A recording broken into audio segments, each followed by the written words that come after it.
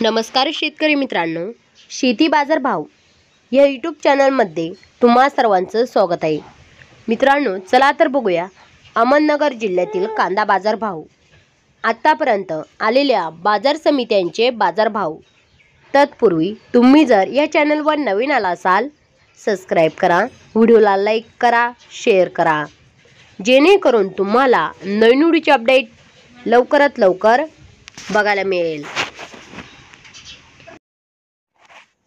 राहता बाजारपेठ कॅम्प दर 500 रुपये क्विंटल, सर्वसाधारण दर 2600 रुपये क्विंटल, जास्तीत जास्त दर 3300 रुपये क्विंटल।